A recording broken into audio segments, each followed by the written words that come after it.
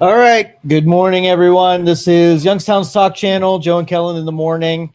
Can you scooch this way? There's a camera there, and want to make sure you're not blocking it. There we go. All right. Welcome, everybody. Squeeze. Today in studio, we have Mr. November. We have Mike in studio here. Thanks for joining us today. Thanks for having me. Absolutely. So, Kelin, what is going on, my friend?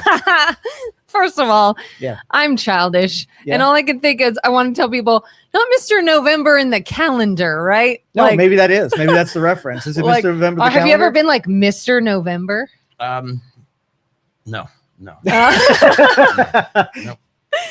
that's what I was like. Oh, we're having Mr. November. I was like, really? Mm. Not the Not Mr. the- everyone's everyone's thinking, All right. but That would still be cool. Derek Jeter. Derek Cheater, yeah.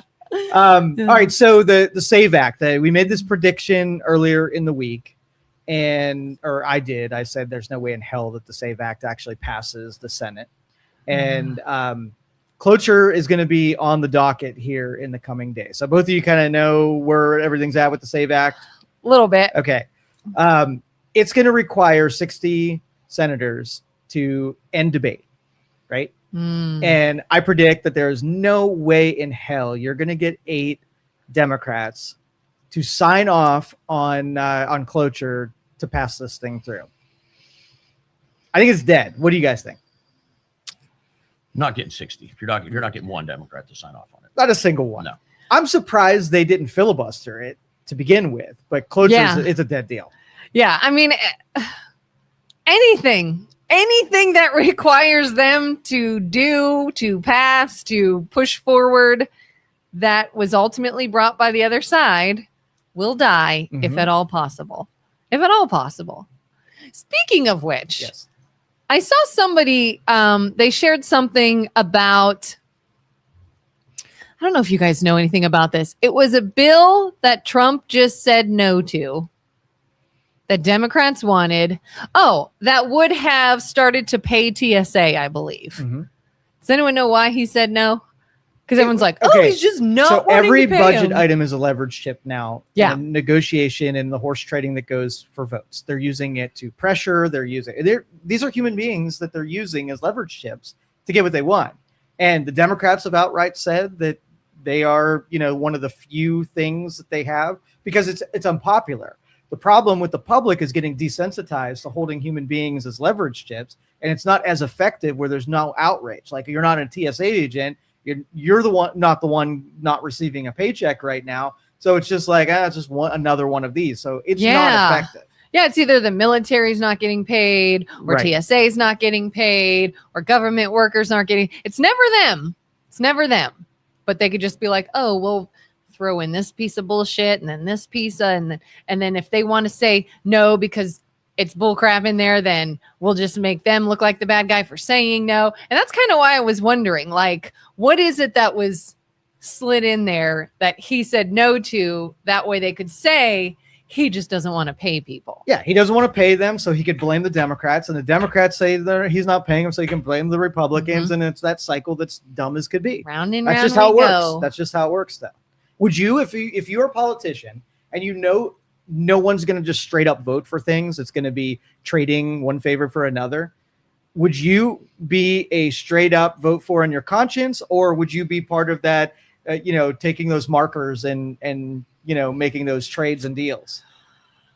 I mean, I'd like to say I would have a conscience and use it, but For the first week. yeah, I For was the like, but first then, week. but then you're You get going in to there, see you how, get in there and you get the options to not have a conscience anymore. And Yeah, because yeah, you know, or the you best see if you do, then you get nowhere. the best feeling in the world is having a favor owed to you, because you could call that marker in and get your way when it matters most. So assembly of those O's are very valuable in government. Yeah. And I think most people go into public service with good intentions until they get there and realize, man, I can make a lot of money doing this, or I can get money from this guy doing that, or doing this and doing that. And then that's why you have all the stalemates that you have in Congress every single year. Yeah. Yeah. Starts from a desire to serve, but quickly is just a career. But that's just how the system works. So as much as Yeah. we don't like it, it's just how it is. But why? But why can't we change it? Oh, because they would have to vote themselves. Well, but it's human behaviors. None of that stuff is on the docket. Like the favor, that's just what human beings do. We do it in real life. So why would you think government would be any different? I don't like it. The only control you have is not to vote for the people, and then you have empty halls of Congress because nobody is not going to do that. That's where all of their prosperity comes from.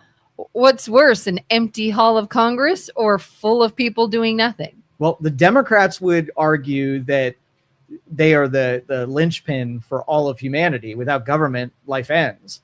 And the Republicans aren't quite anarchists, right? But they want less of it, so they would cheer a little bit if there were less people there. Well, they say they want less, but legislation that's going on this proves otherwise. I mean, they want one guy to be in control of everything all the time, and you know who that guy is. So, and I looked at last earlier in the week that Trump quote about when Mueller died. Passed away, yeah. And I started reading that it was a hoax, that he didn't really post it and whatever, and I dug into it, and he absolutely said that shit. And so, like, I wanted to make sure I didn't get hooked by some, misinformation, but it was. I'm still very appalled by that. That's why I bring it up a second time. So he basically said, like, good. He said, literally said, good. Yes, and then he didn't back away from it either. No, he did not. But I mean, that's important that we are so tolerant. Where the most part that any kind of violence, any kind of rhetoric that, I don't know, that it devalues life, I mean, is so common now to take an enemy and wish ill on them or wish they die. I mean, we're not even shocked by that. Yeah. Or, not even be surprised if they do, or God forbid, some people say so-and-so deserved it because of something they said or whatever. And it's like, ugh. Oh, Melissa. Melissa, good morning. And she says, so much misinformation and now bad behavior is being blamed on AI. Our leader can't say that all. It's wonky and wrong. Mentally ill people act on that crap for sure. And, they did a couple of, where they go through the public and they do interviews and they get common person's perspective on things. Mm-hmm. They asked a lot about, when Butler, Pennsylvania happened, how many people really wish that Trump did get shot or that the shooter missed. And surprisingly, a majority of the people they interviewed, now they probably cut out the people who were like, no, nobody should die. And they just profiled the people who said that. But there was an alarming amount of people who would have been happy had that happened. Wasn't Rob Reiner one of the people who spoke out like, oh, too bad they missed or they something? Hated each other. Cats and dogs. Everyone kind of got mad about Trump's sort of harsh reaction to the passing of Rob Reiner. But then everyone's like, did you see what Rob Reiner said about him? Like, had it been... Well, do you think the president should be above board where he shouldn't get pulled into those kind, like the public, we're the rabble rousers. We're allowed to do that kind of shit. But an official in that capacity, do you think he should really be able to get away with that? Ideally, I would like to see the president of the United States be the bigger person and have a bit more decorum. I don't blame him for not. I can't really say it's fair, like he's the opposite. He gets down there and now like the White House social media since he's been in is all about like poking fun and taking shots at people when they can and saying what everybody is thinking. I don't know. I'm on the fence. Okay. I'm on the fence. Yeah, you need to be better than, you're the president. You need to be better than talking shit. Like, be the standard. On that level. Yeah, absolutely. But when you're surrounded 24/7 by people that tell you everything you do and everything you say is correct at all times, there's nobody to hold you accountable. You can go out and say, yeah, I'm glad that dude's dead. And 2 minutes later, nobody even remembers it anymore. Nobody cares. You're not going to lose votes. You're not going to, nobody's going to vote to impeach you on it. It's just the way it is. It's another day. Yeah. Well, what president do you think broke that? Because I can think back as far as I can, and they all started dabbling in the rhetoric of politics rather than just the, sort of the high standard of being above all of that. Because I can think Biden was bad at it. Obama was bad at it. George W. Bush was probably the last one that tried not to dabble, and he got absolutely obliterated because of it. Well, which is interesting because wasn't it Michelle Obama that had the whole like when they go low, we go high? Yeah, but they never sink practiced to that level. They never practiced that because there was politically advantageous to participate in the rhetoric and play the politics side. So as soon as they can do that, like Trump probably sat there and said, "Is it illegal? Can I get away with it? I'm absolutely doing it." Because it's advantageous. Yeah, I mean, like, how long can you be the only one that's taking the moral high ground and showing integrity? And you're the only one. How long can you do that? Right. So that's just what we get. Or has it been going on forever? And your timeline going back is basically when social media started, and when you were able to see it. Oh yeah. I mean, I'm pretty sure Clinton and Bush Senior, and I mean, you hear stuff Nixon said, right? But you didn't read about it on your phone in bed at 7 o'clock in the morning. Because like historically, when they were at the podium, they were probably as pure as you could be, and then once you left that podium and the stenographers weren't there, you left that guy, and that wasn't in the paper. Then it was all hearsay. Oh, I heard he said this. I heard he said that. Whereas Trump can directly go ahead and say it to the public. And hot mic. Yeah. Well, we used to also put top hats on and take our best on airplanes too. So we had our own decorum that when we went to a special place, we behaved a special way. And I think all of that is just gone, and people just act foolishly everywhere now. It's just we're comfortable in it. I heard recently that whoever they are thinking about bringing that back, like making a dress code for an airport or for a flight. Now that would be difficult to enforce, but there have been discussions I've seen on the news of like, do we need to bring back the self-respect of dressing for a flight? I think the head of TSA said that he wants people to dress up. Yeah, that sounds right. I think it came from him. Fortunately, if I have to be on a 5-hour flight, I want comfortable pants on and slip-on shoes and a hoodie. I'm not wearing. Which I don't even think that's that bad. But there are people, like he was talking about, like when you show up in your pajamas or wearing hardly anything. I don't even understand how girls can show up with skinny tank tops and crop tops, because I'm cold on flights. I don't know how they're not freezing. But he's like, why do we have to see so much of everybody? Because you're getting on a plane. Just put clothes on. And I'm like, I don't hate that idea. What if we raise the ticket prices on airlines so only people of a certain economic strata could afford to fly? You get rid of the poor folk on there, and you don't have the Spirit Airline flyers. I mean, and again, you could still you can have loungewear, you can have hoodies, you can have, there's like very comfortable clothing that is still proper clothing. But the real point is that you want to eliminate people who now won't fly because you have a dress code. Those are the problematic people that are on flights. Raising it up. But means what you about get the people flyers. that are not problematic, that do dress and can't afford to fly if you raise it? Is that punishing you got to solve them? the problem somehow, and you're going to have some of those casualties in the middle that weren't part of the problem, but you have to do something. But is it a problem?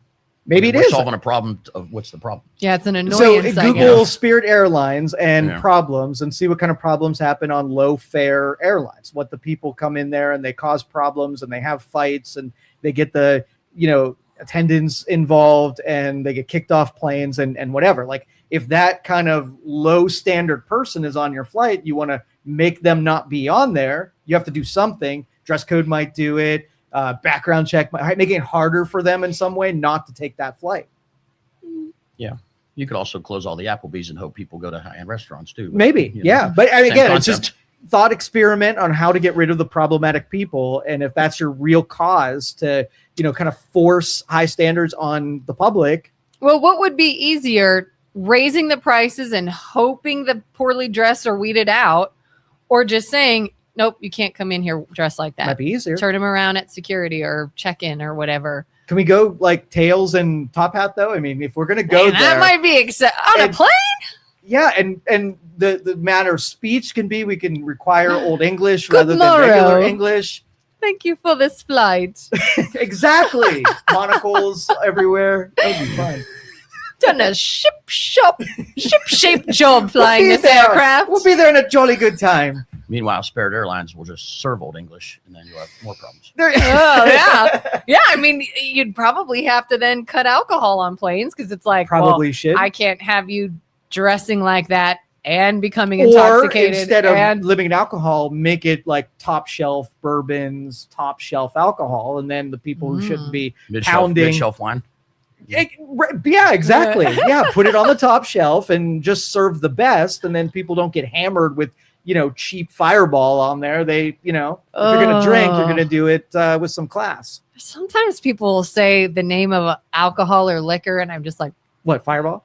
Yeah, not even so much Fireball, but it just made me think of like doing shots on like a moving plane. Just makes me want to yak. Yeah. Ugh. Okay. So speaking of wine, you're a connoisseur, right? You like your wine? I do not discriminate. Correct. Yeah. I wouldn't say I know what I'm drinking or a connoisseur, but I'll drink it. Yeah. What's your favorite? I like favorite type. Pinot Noirs. Oh, I'm a Pinot person. Cabernets I like. Okay. You like sweet or you like dry? I kind of like somewhere in the middle. I used to only like sweet. And then as I got older, I leaned more dry, which I've heard happens. I heard that like whatever you start with, you will go in the opposite direction. Okay. Any truth to that, Mr. Mike? 100%. Yeah. Yeah? Yeah. It's like when you start drinking beer and you're drinking the cheapest beer you could find, playing beer pong in the basement, and then you get older and you don't want to drink that shit anymore. You want nicer, whatever, But yeah, same thing with wine. I would only drink sweeter wines, and I make a ton of wine. But if I'm at home myself and I'm drinking the dry reds. Yeah, like it was only like I would only do like Riesling or Moscato, and that was kind of it. And then anything that was like a what's the word I'm looking for? What's the really dry kind of wood like you'll learn I don't have a vocabulary anymore because I've been giving up sugar, but it's going to come back one day. No, drier than that. Like a what is the word I'm looking for? Just throw out terms that are Mike. There's a Sangiovese, Cabernet, Merlot. There we go. Thank you. Merlot. Yeah, to me would be like very, very dry. But now it's like, now I don't mind a Merlot or something. I'm kind of like still in the middle. But I also really like Prosecco. Does that count as a wine? That's a wine, right? Prosecco? Yeah. I like that. And that's still pretty sweet. What's popular in the wine world right now? What would you say your bestseller is? My bestseller is probably Cab, just because it's consistent. Bars, restaurant, they serve Cab. You can't really. There's not many places that sell wine or serve wine and don't have a Cab. So, I sell more Cab than anything. Is there anything that, like, if somebody ordered it, you'd be like, "Oh, you know what you're doing," or is it all pretty No, because I don't even know what I'm doing half the time. I make it. I think I make a good product, but I'm not a wine connoisseur. You don't like swish it around and put it on the back palate and the front palate and spit it out. Woodsy squirrel nuts. Oh, this has been aged 35 years. Yeah, no, I get a lot of those at do wine events and stuff, and people ask those questions. Is it sweet or is it dry? Like, it's strawberry watermelon. What do you think? Yeah. Like, do you hold? Ever have a dry strawberry before? Do you hold the stem? Like, does it matter? I've always heard it. Like, the reason there are wine glasses and like high stems and low stems or rocks, it's all about how it breathes. Do you care about that, or is it no? And the stem is, I believe, so your hands, your fingers don't, your body temperature doesn't touch the glass. That actually it makes the wine warmer or colder or whatever. I don't know. Yeah, but you're supposed to like. Yeah. But then what if you drop it? You're not going to drop after a couple of glasses. Oh, no one's ever dropped their drink before. Yeah, those you should lose your alcohol license if you drop. That's when you're cut off. Yeah, exactly. If you can't hold the stem. Do you drink room temperature or chill? I like both. Really? I like sweeter ones. Obviously, I kind of want chilled. Drier is room temperature. Okay. I'd say. But there's a lot of chemistry that goes into winemaking, right? Yes and no, I guess. Not really. Yeah, I'm super interested about this. So tell me, like, when you're going through the process, like, how painstaking is it going from onset to deliverable product? It's really not that. It's, for me, for what I do, like with juice and stuff, it's like 4 steps. You add the stuff, add yeast, ferment it. 2 weeks later, rack it, add a couple more things. 2 weeks after that, rack it again. Next day or so, filter it, and then bottle it. So it's really only like 5 or 6 steps. But if you're getting a pallet of grapes and crushing grapes and destemming, it's a long process and it's a lot of work. But once you start it, it just sits there in a barrel or in a carboy and does what it's supposed to do. It's not like every day you have to put in, you got to put in an hour a day into this carboy. No, you just look at it. My neighbor used to make Dago Red in his garage, and this was That sounds offensive. Why? I'm not repeating it. Go on. Is that an offensive word? Isn't that an offensive Is word? it bad? I don't think so. I'm pretty sure that's a slur for Italian people. Right, but it was the product was actually called Dago I know, Red. That's how he I know, referred to because- his product. I'm just, Depends on how you use it, I guess. and it was like a month process to watch this guy like get grapes, crush them down, filter them out, put it in. He had pressure gauges, and he let pressure off every once in a while. Did some additives. Like he was serious about it. I don't know that old Italian guys do that anymore. Yeah. Not as much as they used to. No, like when I started, I've been making wine for like, I don't know, almost 10 years now. When I started, you would go to like a wine event, they say like the local wine events or something, wine tastes, and there'd be 25 people entered. If you find one nowadays, they just had one in Struthers, it's Simona Valley Club, I think. You might get 10 or 12 people tops. Oh, wow. So I mean, they just don't do it anymore. Have you ever stomped grapes? You ever tried that? No. I want to try that. You've watched too many like 50s I Love television Lucy? shows. Listen, tell me that didn't used to be a thing. That was a thing, Listen, right? that is the grossest thing I ever know. invented by human beings. Okay, we have People tools. drank that. Feet are not tools. There should not be Oh. near edible products ever at all. Julie says she likes Chardonnay. That's another good one too. What's that? Is that the white one? White, yeah. White drier. What is the difference between red and white? Is it just Color. grapes? The different Color. grapes There's types? white and red. Yeah, it's all. I mean, it's all your grape type. But like a Pinot, there's a Pinot Noir, there's Pinot Grigio. And I'm not an expert on this by any means, but I mean, all wines are basically traced back to the grape variety. So you got red grapes, purple grapes, white grapes. But yeah, your white wines come from white grapes, and your red wines come from red grapes. What makes it dry or sweet? Is it just added sugar? It's amount of sugar. Okay. And there is I won't say legal, but there is an actual percentage or like a term. If you're like, oh, I like this wine, it's dry. Like, no, it's not. Technically, there is a sugar count or, the residual sugar that goes into there's it like a cutoff. Yes. So whether you think it tastes dry or sweet, it technically is based on the sugar count. Yeah, because I might think a Pinot Noir is like kind of middle ground, but someone else might think it's really dry. But really, it's what's in it. There is a way to say it is sweet or it is dry, regardless of what your taste is, I guess. Yes. Like a lot of wines that I make, like my Chardonnay, for example, Chardonnay is typically a really dry wine. I add wine conditioner, just a little bit of wine conditioner to sweeten it up because I don't like a super I've never heard sweet- of that. I don't like a super sweet, super dry wine. So I add a little bit of wine conditioner to my Chardonnay to just make it, honestly, taste a little better, but taste Wine better than conditioner. it's just basically sugar. I've never heard of that. Yeah. That's cool. Now, is this something that you put in the bottle when you make it, or you can add to a glass?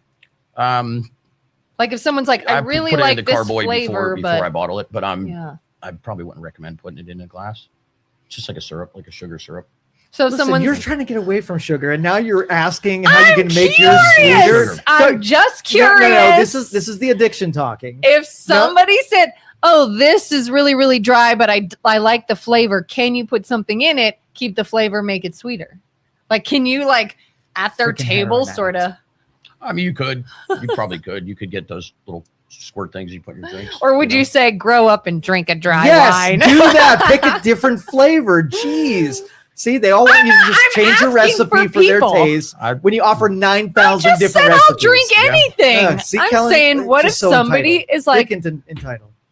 I hate Yeah. you. Anyway, from the business side, did you wear like in your garage operation and then went into a facility and then did distribution? Kind of tell me how that all came to be. In a bathtub somewhere, I like have moonshine. A friend, my buddy Nick, he made this wine that was, I mean, I like to drink, but I never really got into wine. And I started drinking Nick's wine, and it was the best wine I ever had. And he gave me, I did some work for him one time, and he gave me like the supplies to start making wine. And I didn't make it for a while. And then finally I got around to making it and followed his recipe. Came out good, but it wasn't as good as his. So I'm like, I got to try it again. And went from one carboy in my basement to two. I'm like, all right, I could sweeten this up a little bit. And then started talking to people that know what they're doing. Excuse me. And got some advice. Hey, you can add this to it. And then just kind of came up with a red wine that I got where I really liked it and it was good. So I just started making it. So 1 carboy turns into 2. Now I got 8 carboys in the basement and, just going from there, I started entering like wine competitions in the area and stuff like that and doing really well in them. And then just decided one day that I'm going to lose a ton of money and start a business. And, live on the edge. like, Yes, go I think for I'll it. do Yes, this exactly. as a living. How did you start getting in restaurants and in any store shelves that you might be in? Just from knowing people, that's the hardest part, is getting your product out there. Because it would be ideal to be in every Giant Eagle and every Walmart, but you can't. They're not locally owned, and you have to go through corporate, and you have to essentially pay for shelf space and be part of like Range Me is a company that sells products. You have to be involved with that, and it's very, very hard to get without distribution and without money and without super close ties. And you got to probably give up a lot of your margin to even get on the shelves in the first place, right? Yeah. Yeah. Oh, absolutely. They make it very disadvantage to the local wineries for sure. Yeah. Well, that sucks. Now, does our area have a good support base for like in Ashtabula? They do the wine tours where they hit like 5 or 6 wineries. Is our area pretty supportive of your industry? No,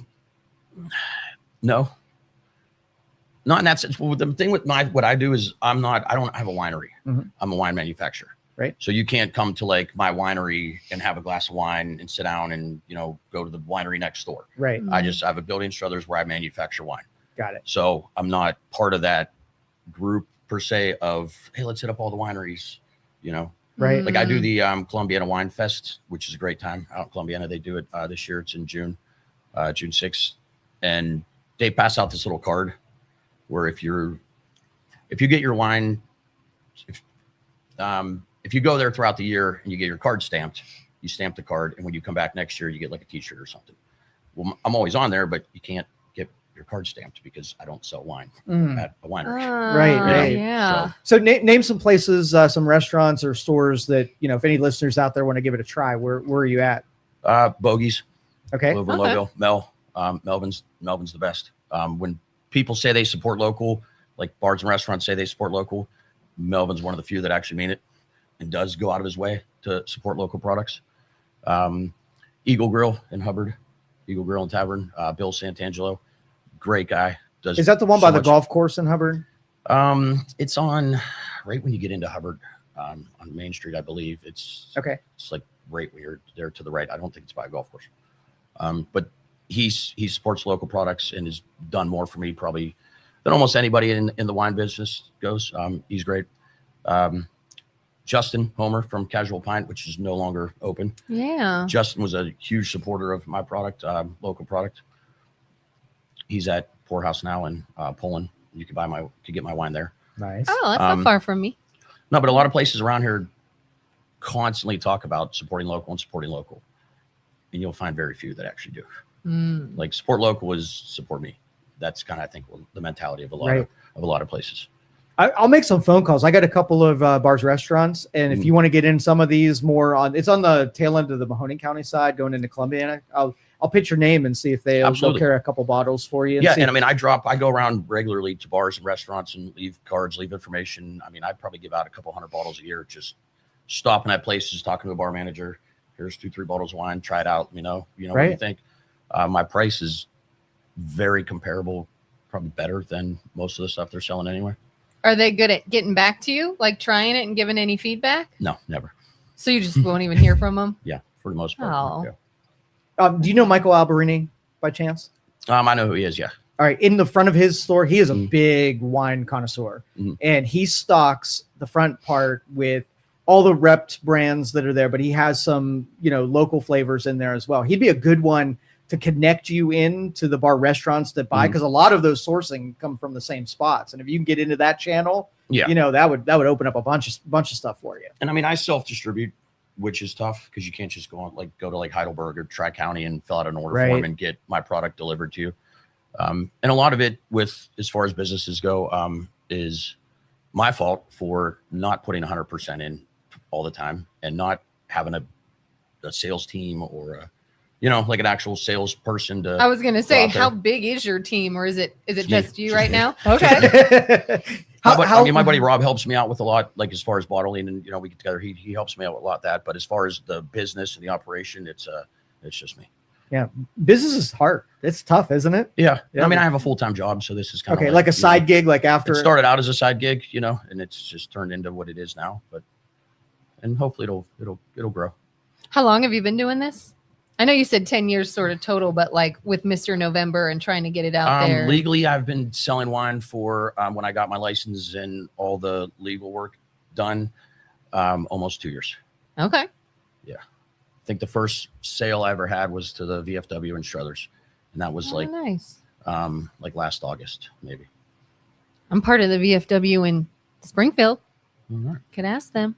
Nudge them. Hey Give it a shot. Hey guys. So I was reading a brewer that was complaining about some of the Ohio laws with THC. They were doing a lot of THC infused beers, and crafters, there was a huge demand for it. And so they were putting this stuff together, and that bill that limited it hurt the brewers. Did it affect you at all? Like, do you think wine sales without that as an option? And second part, have you thought of the THC infusion? Yeah, I did. I tried it. It didn't work out very well. Okay. I went, excuse me.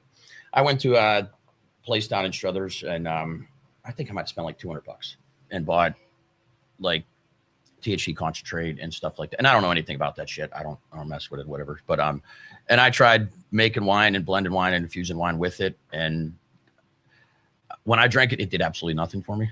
So if it did nothing for me, and I have no tolerance to that stuff, I can't imagine it would do anything for anybody. And I don't think there's a lot of money in THC and there's a lot of money in wine. I don't think there's a market for wine with THC in it.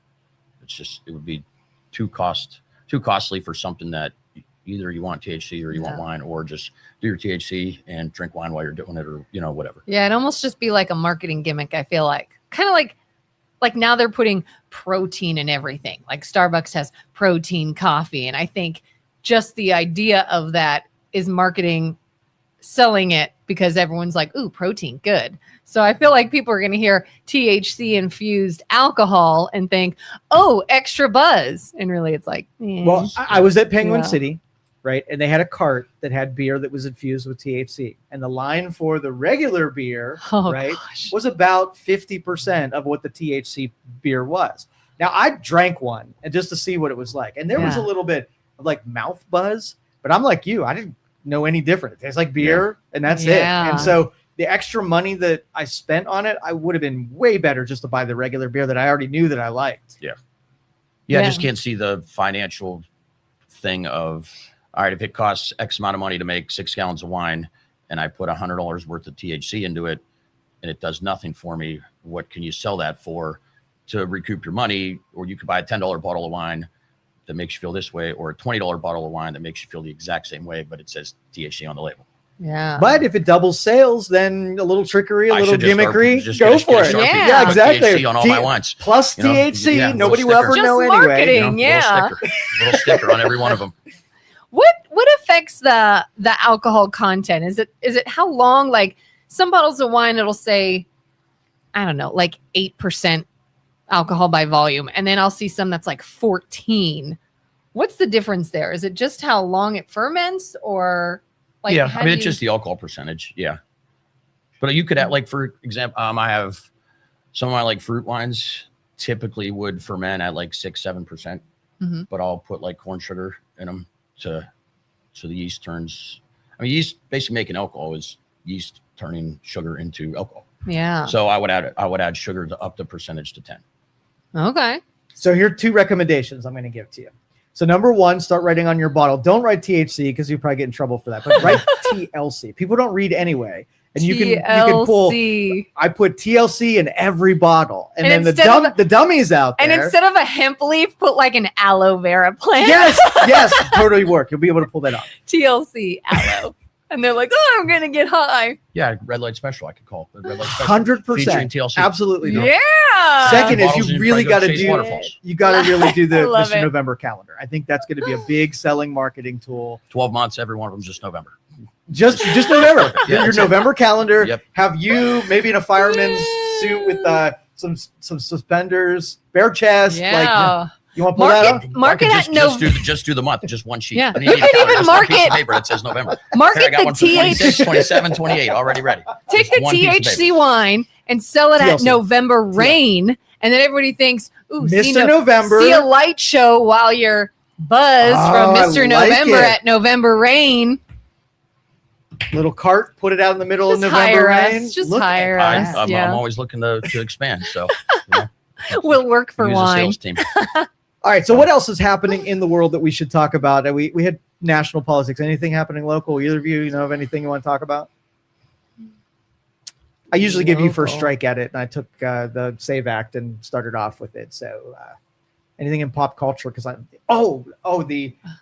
the box office that movie, the Hail Mary movie, did Yeah. off the charts. Oh yeah. Oh my god. Yeah, he was number one at the theaters over the weekend, that movie. I think I read that this was like his best grossing film that Ryan Gosling was ever a lead in or something like that. And Well, this is the best box office return and compare all of the franchises. Like you could take all the box offices from the very beginning of the year, add them up, and this did better. So they hit on Wow. Hollywood hit on something with this movie. There was no wokeism, there was no political messaging. It was just a real fictional movie. And I loved it. And honestly, in my opinion, again, goes back to just good marketing. Ryan Gosling has been having this moment, like just growing in his fame through Saturday Night Live.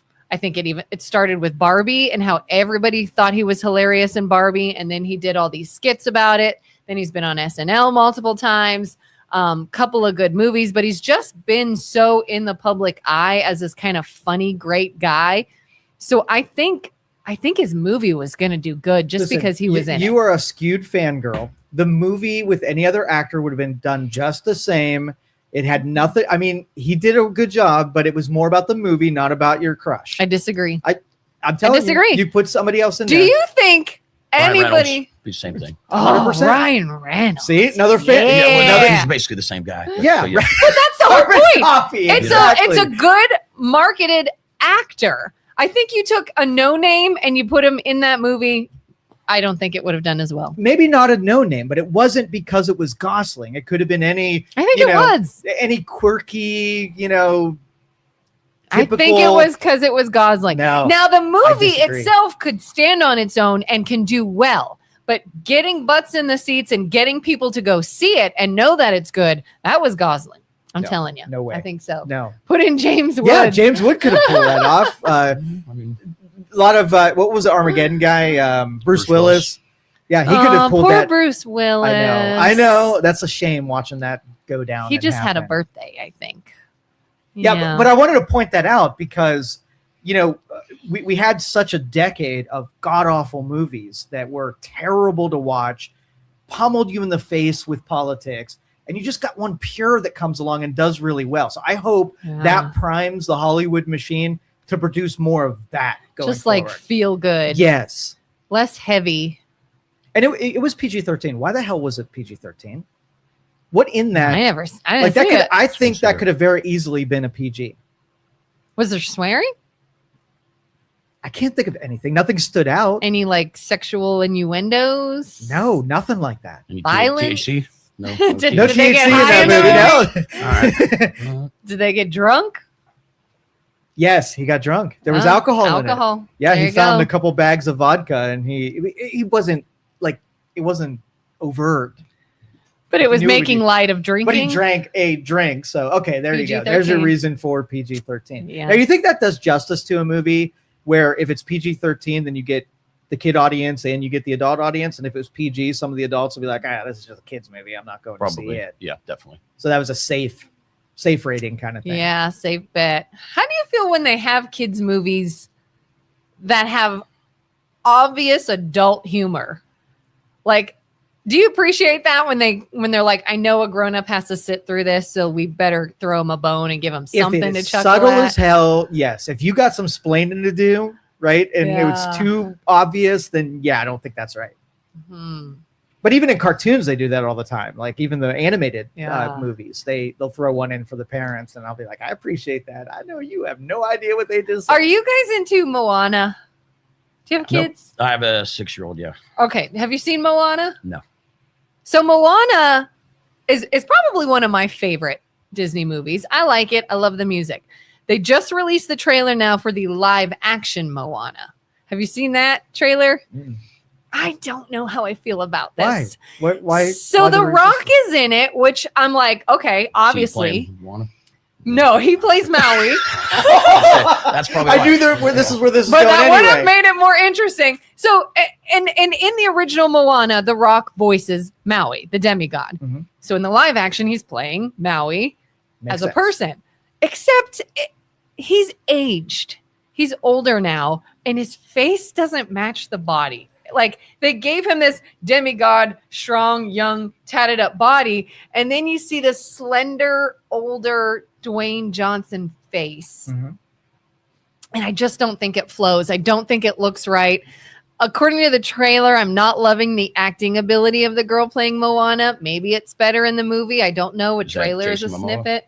That's I am. That would have been a good Should have been. addition. Yeah. I don't know. I don't have high hopes for this, which is such a shame because I love the original. Do you get mad when like they'll redo a movie that was great and then the second Flub one's it just up? not great? Yeah. It all depends on how well they play the part. Like I know you're judging men because you don't think when they age that they're as attractive. What and, is his and problem they just go out today? of I've value. literally with never you. said that. And Literally and no, never said judge that. harshly because he can't keep up with your standards. I've always said it's not fair how men get to age and get But handsome and Brock is women an example age and of get where haggard. he's like out of sorts with you, and he's no longer that attraction mechanism that he once was. So it's okay. Like we all I don't know age. what your We deal all- is we all- today. we I all don't know get what kind older. of THC wine you're on this morning. But that is completely false. So yeah, it depends on how well they carry the part. I don't look at their age or Yeah. how they can. Now, if let's just say you had Rambo, they redid Rambo, and they put in some slender, skinny dude to try to pull off Rambo. Yeah, I the connections in my brain wouldn't match up. But as long as they did it so that I'm like, I know who Maui is supposed to be, and he's playing it well enough that it's believable. I think you still got to look at what she does for the most part. It's just All right, not seamless all for right, but me. If it's Timothy Chalamet redid Rambo, I'm not watching. That would be funny. He's probably a good actor, whatever. But yeah, I don't need. Unless he did 140 an pound, amazing right, job. Dude playing Rambo. No, I want mean, dudes look at with scars on his Charlize face and- Theron.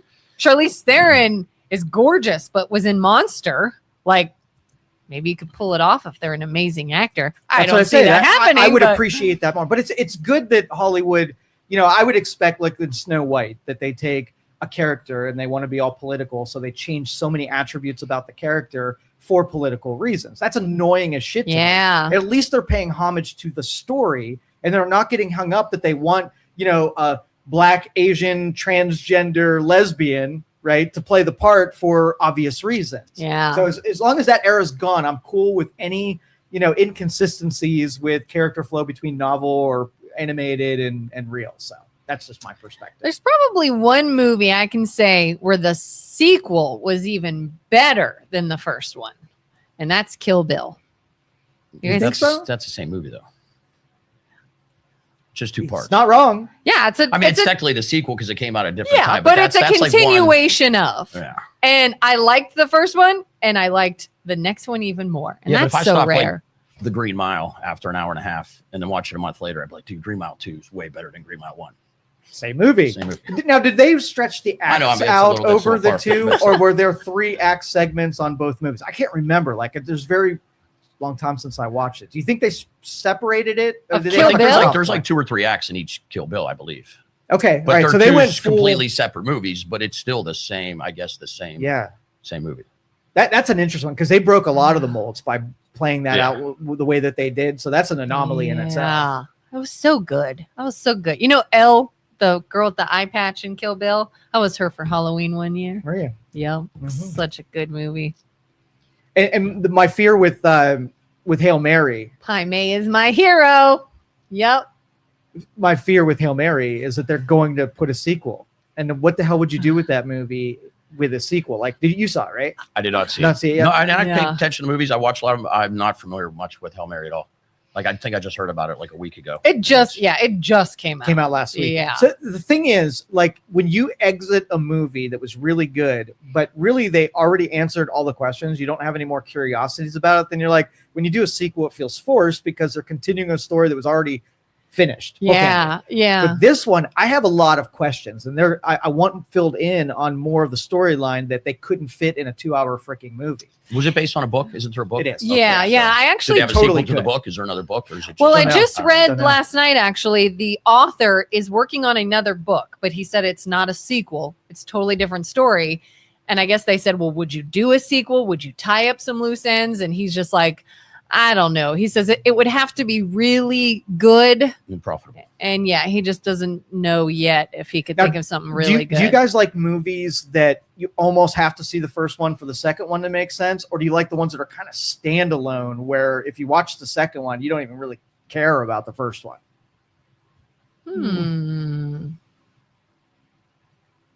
Trying to think what movie would fit into that category. Depends on how good it is. Yeah, because you almost have to have and how long it came out after the first one. Because, like, if I got to watch the movie and then in order to see the second, I've got to go rewatch the first because I don't remember what happened. Like, I feel like the second has to have at least a recap of some sort. But if But- you're watching Star Wars, you probably want to know what happened in Yeah. the first ones rather Right. than just jump into like Return of the Jedi. You're like, Right. wait, what happened before this?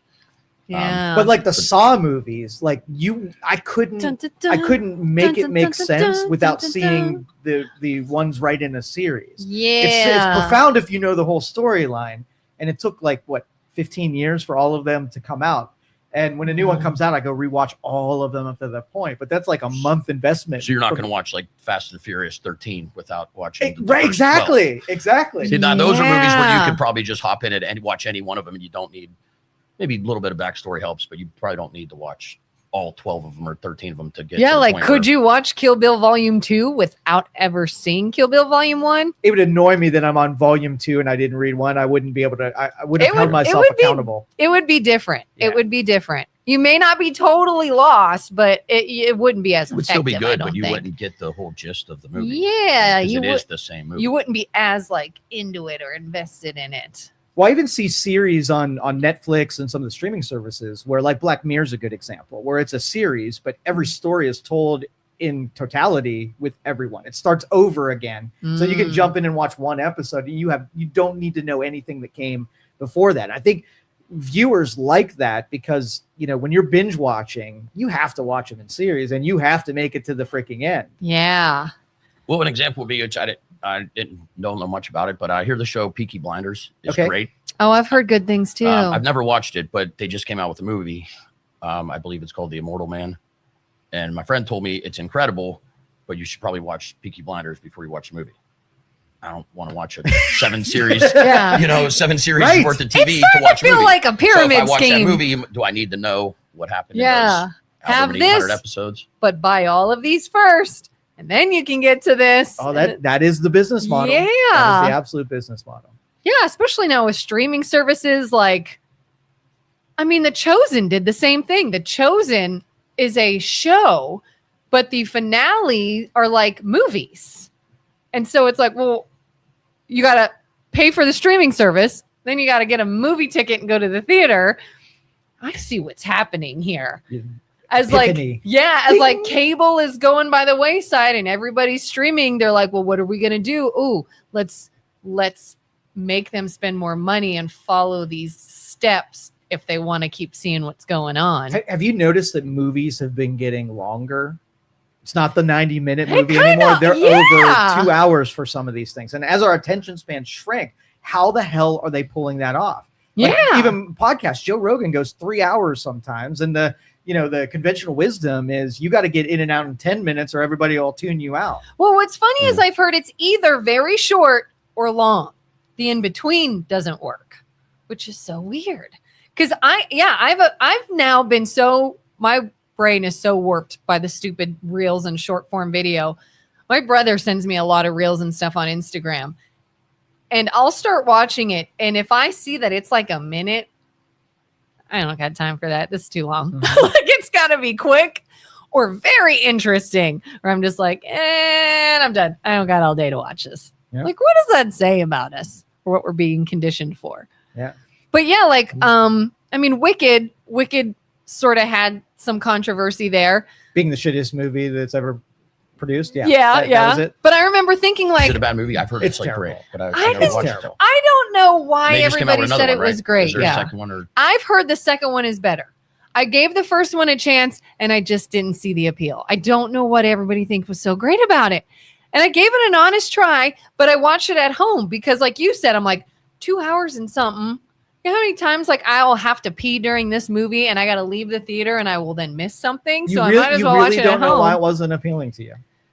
I mean, I know we talked about it from a political aspect. I tried to quell that and just enjoy it for the movie it is. And I still didn't think it was that good. So part of the allure of the original was that you had a well-defined hero and you had a well-defined villain, right? You're talking about original as in the Wizard of Oz. Yes. Not the Right. Wicked. Okay. And so when you make that connection where you believe in the hero and the villain is the one that you're supposed to hate, and everybody can universally agree on that, and then they're like, I'm going to turn this upside down, right? And I'm going to soften the villain. Now, who's the villain?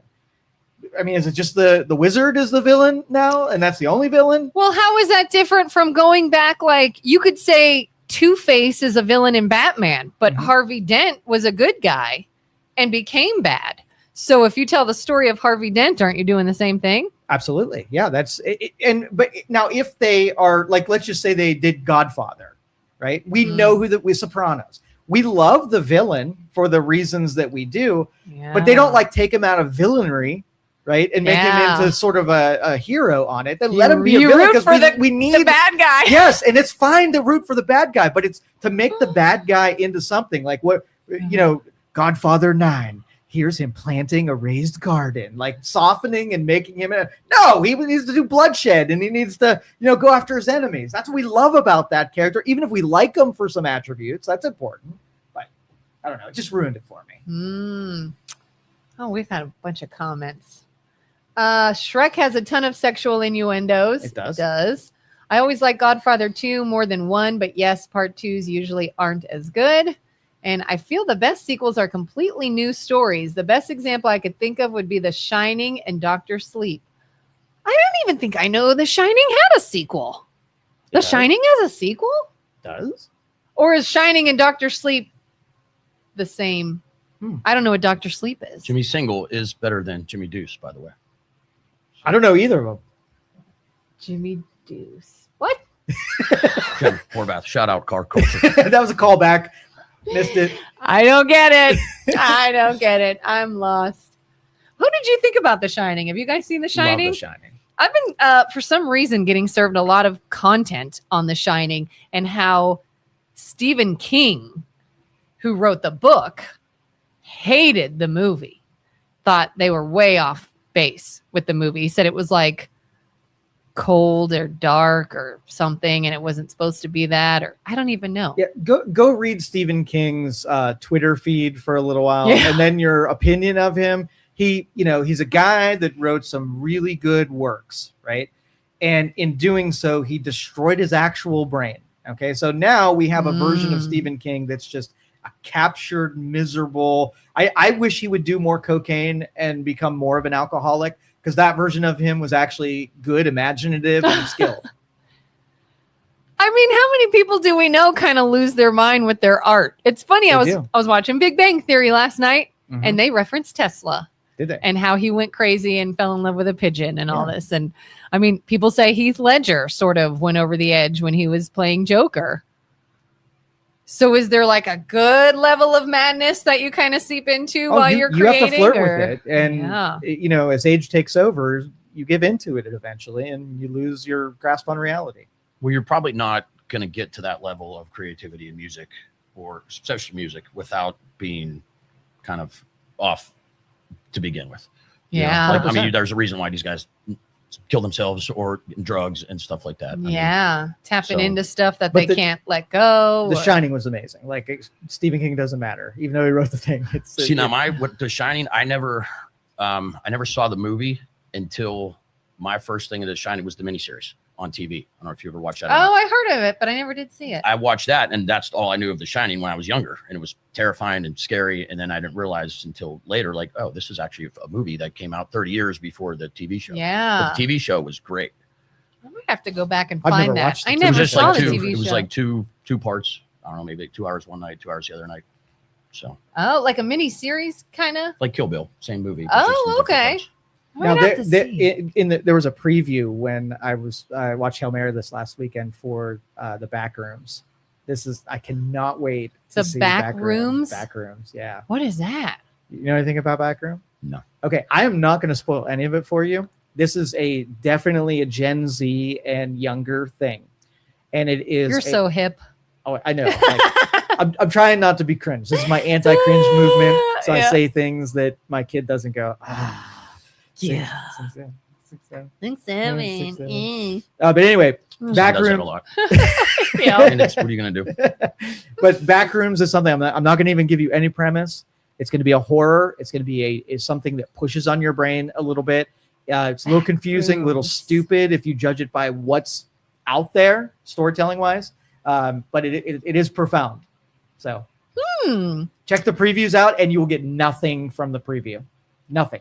Really? Yeah, Like you'll be you more- watch it and you're you'll still be like, more what is this confused. about? More confused. Like the trailer. Let me describe the trailer. Yeah. So the back rooms is sort of like an ever-changing, non-ending, like think of an office building, corporate office building that has like an infinite amount of floors and an infinite amount of rooms. And as you leave one room and enter a new room, it's all rendering and changing as you walk around. So it's basically a labyrinth maze. Instead of it being defined, it's a ever-evolving labyrinth. And all the preview was a camera that was fixed on an empty room with terrible, 70s wallpaper, and it was going downward, and the rooms, like a chair, was sinking into the ground to every floor, and the doorways were changing, and the elevation was changing. But that's all the preview was showing this infinite amount of floors as it went down. Sounds like a dream. Psychedelic experience. That's what it sounds like. It sounds like someone was super high. Super high. Interesting.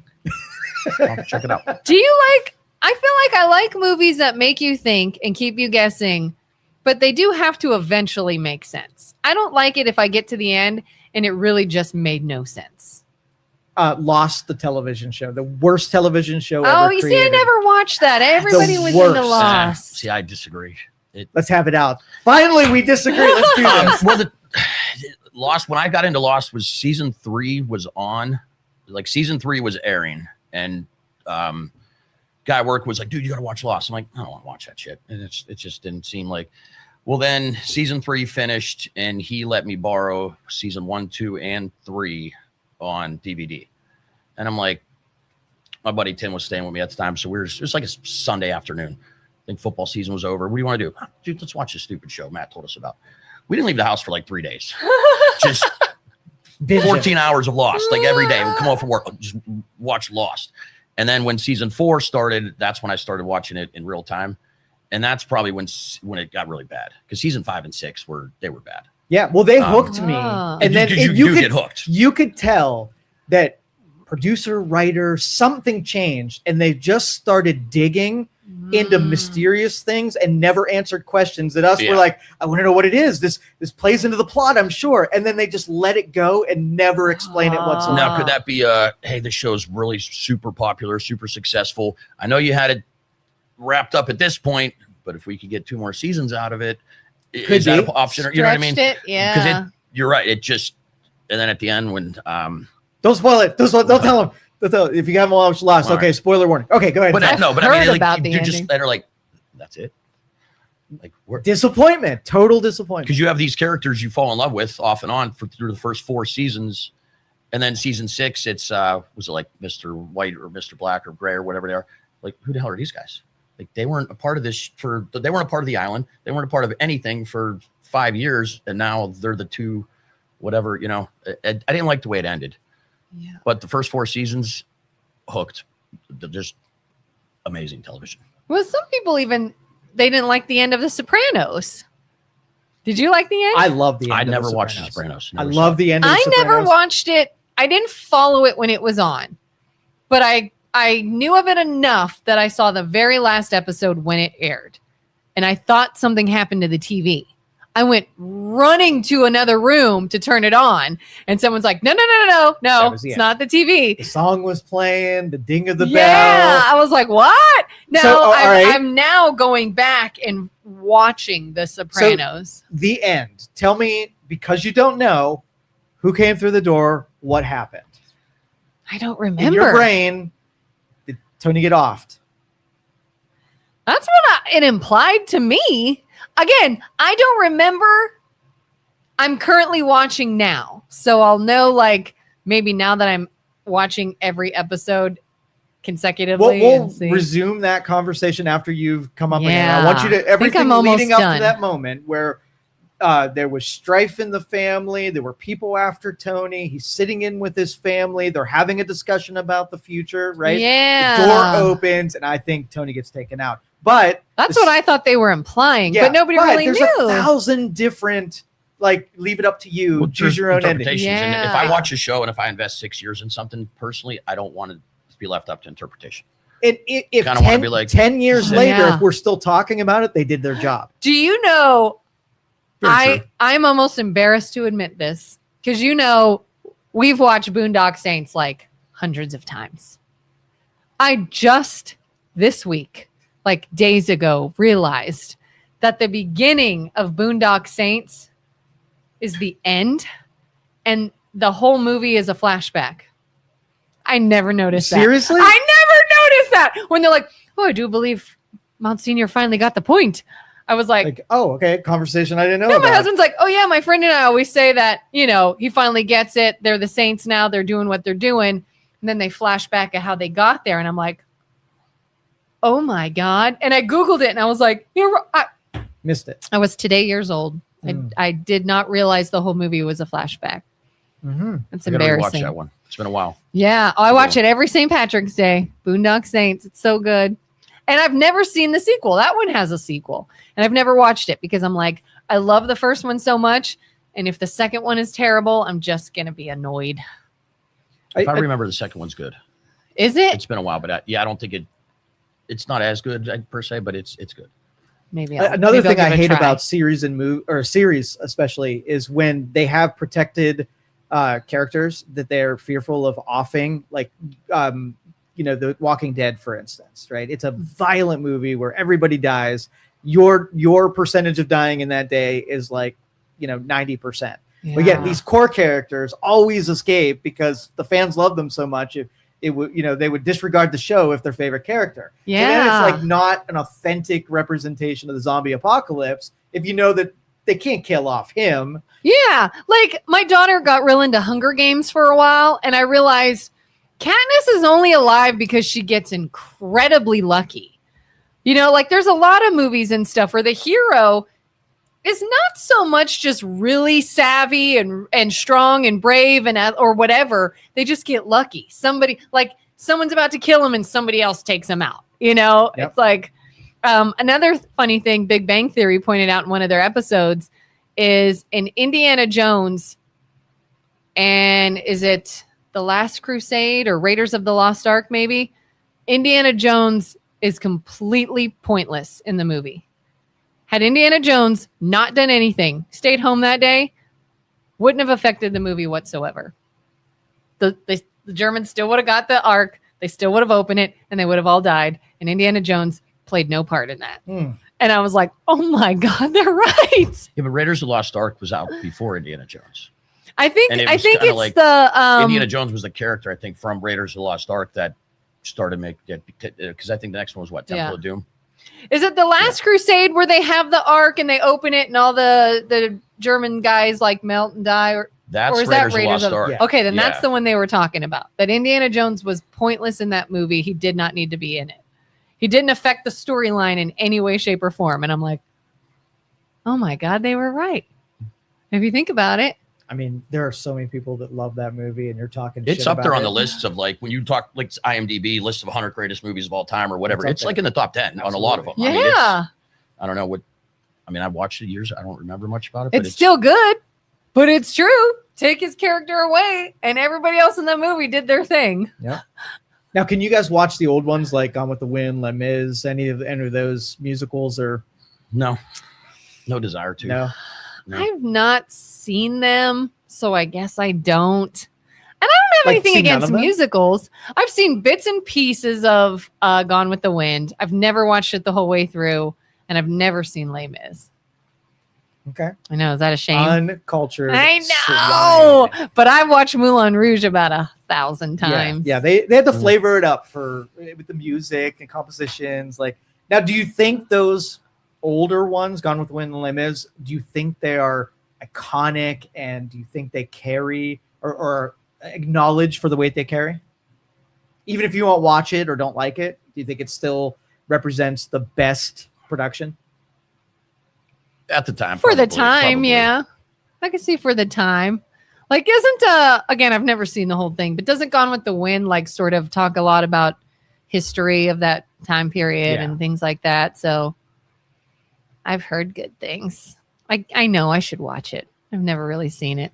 I know like lines from it, the famous like Oh, for lines sure. that people quote, but same with what's it called? Sound of Music. I've only seen bits and pieces of the Sound of Music. I've Mhm. never seen the whole thing because those are quite long, aren't they? Yeah.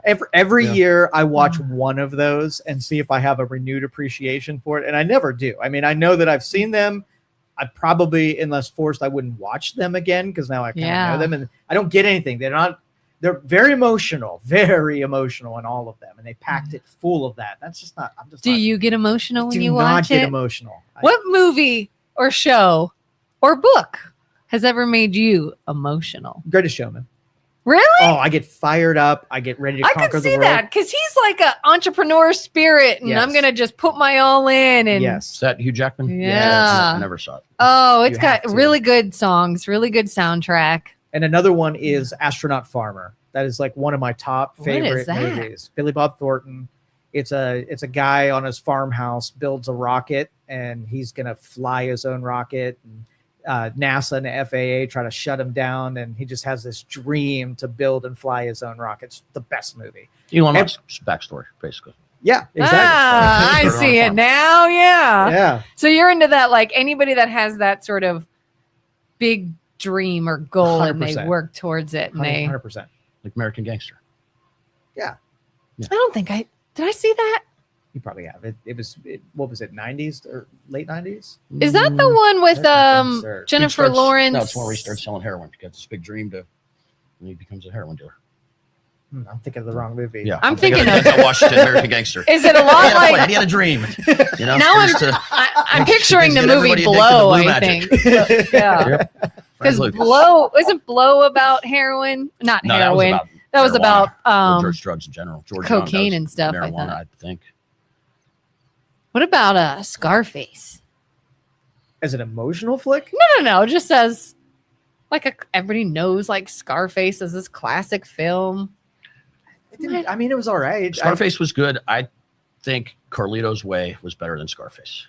And they both get the same. Mm. I think Brian De Palma did both. Maybe I could be wrong about that, where he wrote the books, something like that. But Al Pacino played both characters, and Carlito's Way, I think, is way better than Scarface. And most people don't even know about Carlito's Way.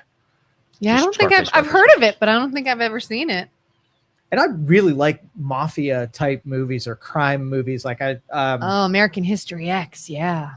that was rough to watch. That's That's a a good one. rough one. Yeah. Donnie Brasco, that was Donnie good. Brasco was great. Brasco. I don't think I The saw that Saint, not necessarily about criminals, but that was a well done movie. one. Oh, that was Val is that Kilmer. Val Kilmer? Yeah. Yeah. I forgot about that. There's like Heat too that I've never seen. He is Oh, great. he's He is good. great. Yeah, He is I great. hear such good things, and I don't remember ever actually sitting and So watching many it. one-liners. Heat is amazing. For a heist movie, robbery type movie, Heat's up there with probably The Town. Yeah. Maybe it's the two best ones, I would think. Have you guys ever seen American Psycho? Mm-hmm. How do you feel about that? I feel like that movie plays a lot on how crazy is he actually what actually happened, what was in his head. Did he actually kill people in that movie, or was that in his head? I got to go back and watch it. Yeah, I got It to was rewatch Christian it. Bale. Yeah. Jared Leto was in that, I believe. I don't remember. I think I saw it once years ago, but I've got to return some videotapes. So if let's just say your kid's a little young for this yet. yeah, six. Yours is kind of in that deal. You have to expose them and go back and take some really good movies from pre-era. Oh, we have Now, been. give me some examples of what you feel they have to see and know. We showed them The Neverending Story. Okay, that's a must. And that applies over here. Yeah. Yeah. Labyrinth. Okay. Signs. Not so old, but I think Signs. They really enjoyed Signs. Did you crush on the what's the princess's name in Never? The princess. Oh, The Neverending Story. Her name. Is that the one that they yell at the end? Call my name. It's like Moonchild or something. Something like that. Yeah. Did you crush on her when? No, I don't think so. I don't know if I ever saw that movie, honestly. Oh, The Neverending Story. Story. There's like, Listen. and I'm a kid, like Homework. 80s movie Homework. kid, but there's a couple of like movies that I'm like, yep, I missed that one. No, The Missed that one. Neverending This is Story. probably By the Monday, 100th time, you and know? your kid rent that sucker. It is Yeah. a cornerstone. Your life is not complete. Dun, dun, And don't judge it by today's standards of definitely. CGI or whatever, but you have to see it. You don't have to do the Labyrinth because that was a little cranky. Labyrinth. Did you ever see Pan's Labyrinth? No, I've heard of it. It's good. Isn't that a horror film? Or no, It's- or that's a crazy. It's kind of weird. I wouldn't call it a horror film. It's weird, but there's some, I guess, scary aspects to it, Yeah. and like weird creatures and stuff. But Like, you know what I've heard a lot about and I've never seen is Clockwork Orange. Is that a scary film, or never is it seen it. just I never creepy? seen either. But that's usually on the top 2 or 3 list. You know, it's an Yeah. all-time classic. that- Anytime somebody makes a list of like just twisted movies, Clockwork Orange, I feel like is always on there, and I've never actually seen it. I got some trauma from the movie Seven, right? Yes! I always think of that movie. Have you seen Seven? Yeah. Good. What's in the box? What's in the Box. box? What's in the box? That was a twisted. Oh, that it was so good. So good. That's a good movie. Have you guys seen online now? There was an AI trend. It's rewriting movies from my childhood to solve my adult trauma. And it takes something like The Lion King, for example. And when Scar drops Mufasa off the ledge and he dies, really he doesn't do that. He just helps him up and they go on their merry way. And he Suburban never dies. white women are the strangest beasts on the planet. And there's one where Brad Pitt's like, "What's in the box? What's in the box?" Oh, it's just a special delivery and it's like a puppy or something. And I was like, yes! Rewatch it all with happy endings. ruining culture. Like Moulin Rouge. So I've seen Moulin Rouge 100 times. I know how it ends. But if it's on TV and I don't feel like bawling my eyes out and I just want to be in a good mood, I will stop it during the happy ending before the sad stuff starts. And I'd be like, "Oh, good. And they lived happily ever after." And I choose to believe that. We have a rule in our house where Titanic used to come on 2 cassette tapes and we were allowed to watch one. We were never allowed to load the second one in. Because it was too sad. Sad. Rose is an asshole and killed Jack. Totally killed him. Poor Jack. Jack. Sevens. What's in the box? God. That was such a good one. Primal Fear. Primal Fear is so good. Have you seen Primal Fear? Yes. Oh, good. Richard Gere and Ed Norton. Ed Norton. he's the Yes. Yeah. That's I love movies where there's a really good twist that I did not see coming, but is still good. Like, if there's a twist I did not see coming, but you got to go all over to explain how that was even possible and it is a stretch, I'm like, no, that doesn't count. It's got to make sense. My son and I were watching a series and we literally had to graph on a piece of paper as the show was happening so we could keep the storyline straight because it was a time travel deal. And so that these people were going back into different sections of time, 30 years back, 60 years back, 90 years back, 30 years in the future, 60 years. And every time that they'd have a scene, you would have to contextually be able to figure out what era they were in. And the character you were looking at was the younger version of a connected character that traveled back in time. It was so effing complicated. Is that a movie or a series? It's a series. I think it was called Dark, and it's actually a subtitled.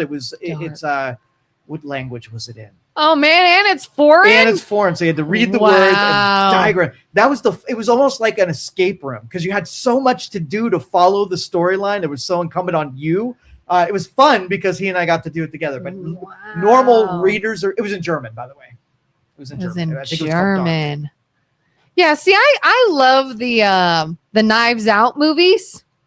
Have you ever seen Knives Out and Glass Onion? Real good. First one I loved.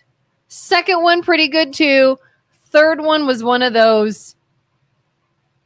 You're still waiting the whole movie because you know there will be a plot twist. There will be a way that this all makes sense. And then at the end, when they get there, and I won't give anything away, but when they explain what happened, you're like, that's quite a stretch. That was quite a stretch. There's no way anybody would have remotely even guessed that. That's kind of unrealistic. Like, yeah, like make it a plot twist, but make it like you got to be able to look back and go, oh, like even like, how do you feel? Spoiler alert, if you haven't seen a movie that's like 30 years old. What's the Bruce Willis? I See Dead People. Sixth Sense. That's one where at the end you kind of go, oh yeah, like you play it all back and you realize that does pan out. But then I think about it and I'm like, does it though? Have you seen The Sixth Sense? Like, do you guys remember that? So you know the scene where Bruce Willis is sitting in the living room with the kid's mom and he comes home and he talks to him while the mom goes and you're like, oh, well, they never really address each other. I guess that's legit that you would assume they were talking, but they weren't. And I'm like, wait a minute. How long did Bruce Willis sit here with the mother before the kid came home and the mother never looked or said a word to him? Like, wasn't he ever like, yeah, I'm trying to work with your mom and question your mom, but she won't talk to me. Like, I don't know. I think I overthink things. Mm-hmm. I think The Others was like that too. The Others with Nicole Kidman? Yeah. I remember that. That's one where they didn't know they were dead. Yeah. Right? Who keeps opening the curtains or taking the curtains? Yeah, I forgot about that one. Yeah, that was a good one. Like Drop Dead Fred, basically. Drop Dead Fred. Speaking of those types of movies, those are kind of the ones I'm pitching my kid because he'll say something like a quote and it'll be attributed in my brain to the movie, but they're not using it for the movie reference. It's just part of their culture. So we're watching Dude, Where's My Car? Dumbest movie ever produced. God, it really but there are so many quotes out of that movie that kids reference, like the tattoo thing. Dude, what's mine say? Dude. What's mine say? Yeah, that back and forth. Or and then. My kids will be like, and then. Yes. I was like, you don't even know what that is. You have to watch the movie because if you use the quote, you have to watch the movie. So that's what we're watching right now. Oh, Your son? 16. Okay. Yeah. My kids know all kinds of movie quotes and songs from like things from when I was a kid. And I was like, how do you even know that? And they're like, YouTube. And I said, that's cheating. You don't even know. You don't even get the reference. Don't say it if you don't even get it. Well, we talked about movies for like 45 minutes. What else is on your brains? I want to switch gears on this one. Anything else happening? Anything's going on? Anybody in comments? What do you want to talk about today? Yeah. I don't think we have not been argumentative, confrontational. We haven't really brought up anything that gets. I know our viewers love out. to watch us fight. Actually, they love to fight with us. Fight with us. Yeah, because she and I agree on most things. Mike, you've been conciliatory. You've been good. You haven't argued back, except Lost. You forgave them for the ending and said it was still good anyway. Yeah. You do have to watch Neverending Story. Yeah, give me some passions. Did I offend you on anything? Did I say anything that you want to push back on? No. Man, see, you're too agreeable. Not too much. We got to fight on something. Then a couple glasses of wine later, maybe. That's it, you know. Yeah. What else? Do we really want to do politics at all? Because I haven't paid attention. So I'm besides the SAVE Act, I don't know what the hell's going on. TSA I workers, kind of like ICE going workers. back to local supporting local. Yeah. And what that looks like. So I just recently, because I'm on this like trying to avoid added sugar kick, I was reading all kinds of labels at the grocery store recently, and I was looking at tomato sauce, and I ended up buying one from Our Lady Mount Carmel because I'm like, oh, that's local. I'm going to support local. Mhm. Plus, it had no added sugar, so I got it. So, what did they do then to get on that shelf? And Mr. November's not on the shelf. Like, what's the red tape, or how does someone get in a Giant Eagle? Distribution. I mean, having a distributor going through somebody. Like I said, a lot of my issues with not being, I guess, as successful as I would like to be are my own problems. Like, I could sit here and bitch about people don't carry it or people don't do this, but I need to accept responsibility that I don't have a sales team. I don't have people hitting, pounding the pavement 24/7, like returning phone calls and going places and doing all that. So I don't know exactly what they do to get on a shelf. It's not impossissible. I mean, like Giant Eagle does carry local wines. Yeah, they have like a that. section Like that are dedicated. I say local Luvabella, provider. I've seen. Yeah, well, I'll tell you, Marissa Sergi, the redheaded wine. Yeah, I watched what she had to do to get on those shelves because those shelves are so sought after. Oh yeah, like that sounded risque. What? I watched what she had to do to get on those shelves. Story later. But anyways, and she had to fight for it. I mean, she was determined to be there, and she didn't accept no's, and she just kept beaten over the head to get that shelf space, making weekly appearances, really getting so annoyingly involved that she bought her way into it just through complete stubbornness. For sure. Yeah. Like they carry my wine at I IGA. agree, Dan. It's IGA and Struthers. I think you guys should get wasted off some Mr. November and then do the podcast. I could open a bottle if you want some. That'd be bad news. Oh, we should have had that idea earlier. It's too late now, but you'd be sleeping by noon. Next That's time, not a good thing. Next time. Yeah. What did you bring with you, by the way? Show off some of your stuff. Are there any that are low sugar? Or how about gluten? Is gluten a thing? I don't think wine has gluten. I don't think it does. They're low. Look how pretty! Ooh, I love that purple. Ooh, I like that one too. Good branding. Chardonnay. It's pretty. Girls, like if we don't know if the wine's any good, we just go off of labels. Ooh, where's the camera facing? Look at these. Ratio. Oh, look at these. I have girls that just shop based off of labels. They're pretty. These I started doing. What is that? Oh, juice box. Yeah, basically. Stick of straw in the top. Juice boxes. Like if you're a bar and you don't want to open a bottle of wine, pour a glass, recork it, whatever. Yeah, bagged Those wine. are It's basically like a concept of. It's like a big Capri Sun. It is a Capri Sun. Anybody want a big Capri Sun? That's pretty cool. Just tap it. There's a Struthers baseball. Oh, that's where cool. My son played. Could we get a Youngstown studio label? You can, yeah. Yes. Could we get Noir. We both shared our love for Pinot Noir. Get us a label for Pinot Noir. Can we get a Joe and Kelin Youngstown Talk Channel label? Absolutely. All right, so I will put it over here and make it purchasable. Are you allowed to sell wine as a studio? Probably not. Not without a license, but you can give it away. I have this wine right here. This I just came out with. It's called Bert's Blend. Bert's Blend. So when I Tell me about this. when I did the Lowville Wine Festival, like it was like 8 years. It was the first wine event I ever entered, and met Bert that day, and he was super cool. And people kept coming up to me like, I gotta try your white wine. Bert says it's the best. Bert says it's the best. And I ended up winning Lowville's wine contest that year, mainly because of Bert going around telling everybody. And over the years, I became friends with Bert, and he does. I'm probably gonna butcher this because I don't know all the facts or whatever.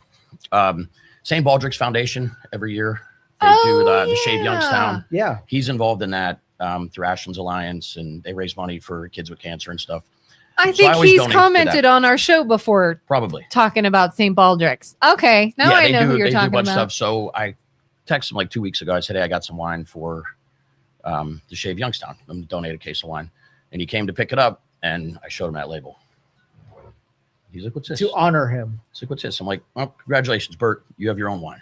Nice. That's so cool. That's registered through Tax Trade Bureau, everything official. So Bert got his own wine. Bert's That's Blend. sweet. And Awesome. we're going to start selling it this weekend. Got to ramp up production, and the proceeds of all the sales will go to Ashland's Alliance and help kids with cancer and all that stuff. So now, That's cool. is that part of what you sell? Is like selling private labels of your product? Like That's commercial what label? I'm probably going to delve more into. Okay. So if you're a bar or a restaurant or a store and you don't want to carry Mr. November, that's fine. Carry your own product. I'll make. Put I mean, their I label, yeah. make a blend for them. Yes. You absolutely. could even do all kinds of novelty, like Oh yeah, definitely. girls like, oh, it's my friend's 40th birthday, and you get a wine of like Sherry's 40th or whatever labeled, and it's her wine for that year. Like, Oh, I mean, I you could could do all definitely do that. kinds of I've stuff. done that Yeah. before. I've made like graduation pictures and put them on bottles of wine or weddings and stuff. But to legally sell it probably would be not worth it to register and pay to have Sherry's 40th. Be a birthday, you know? lot of work, Yeah. for what you would get But for something it. like this, that could be sold anywhere. Well, I'm thinking You know. corporate. Like, there's a company that will go down to Kentucky and they'll buy a case of bourbon Mhm. and they'll private label it, and then it'll be their company's bourbon that they give away or drink during their parties and have in their offices and whatever. And they love that it has their branding on it. Yeah, I mean, if you go through Yeah. legal channels, yeah, you could put. I mean, you guys want your own wine? Sure, take a picture, put it on, you can sell it. Just find a place to sell it, and it could be legally Oh done. shit! Yeah, I mean, you just have So to cool. like fine print, produced and bottled by Mr. November Wine, Struthers, Ohio. It has to have the legal, it has to go through the legal channels. Yeah. But yeah, it's not hard to just put whatever you want. Like the one with the kids baseball, that's not legal. Not selling it anywhere, Right? but But giving for it your away, collection. yeah. give it to the parents and stuff like that. So no, I mean, I could put anything on a bottle of wine. Yeah, I Maybe remember we can is it New Wilmington in Pennsylvania years and years and years ago, there was a restaurant I would go to and they did not have a liquor license. They could not sell alcohol. But they would come up to your table and be like, would you like a complimentary beer or a glass of wine? And I was like, complimentary? They're like, we can't sell it, but we can give it away. And I was like, well, all right. I'll take two. Heck yeah. We could totally do like some Youngstown Studio or Youngstown's Talk Channel, Joe and Kelin, MLO, 330 Sports Show. Like we could have a whole line of Youngstown Studio podcast wine bottles. Mhm. Could easily be That done. would be And I so can manufacture cool. them. Just give me a place to sell them, and have- Interesting. Maybe I'll Maybe Youngstown we'll do or a Penguin tasting, and I'm City. gonna pick my favorite. I think I could drink Yeah. not this weekend, but the following weekend. So I'll check your Pinot Noir, your Merlot. Those are going to be the likely winners for me.